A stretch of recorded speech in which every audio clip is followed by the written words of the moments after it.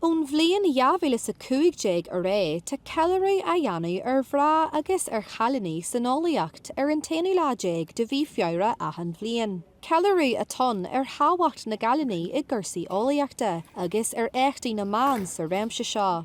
Tá daltaí scoil ann nífa ag fólam faoin lá shuntasach seo, agus ag cant faoin na gcuid ban léachra san Eolaíocht, agus iad amón tuirg na bholaíochta.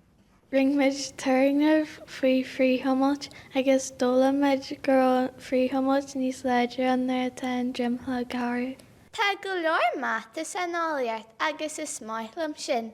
Bíonn go leor álaíart, technolaíart, inniuútaart agus mata ar siúl sa seamaránga, agus is brelam a bheith curthaithe agus i bun tríal is rudaí difriúla.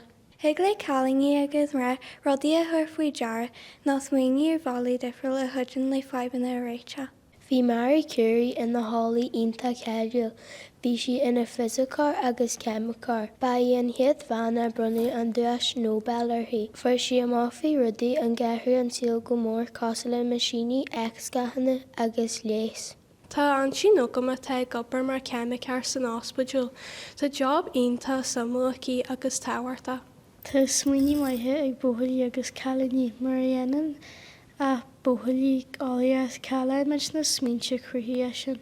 sé an aim atá ag UNESCO bunaíthóir an cheiliúradh seo na an dealaí inscne idir fir agus mrá a léadú i réimse na holaíochta agus chothromaíocht inscne a bhain semach.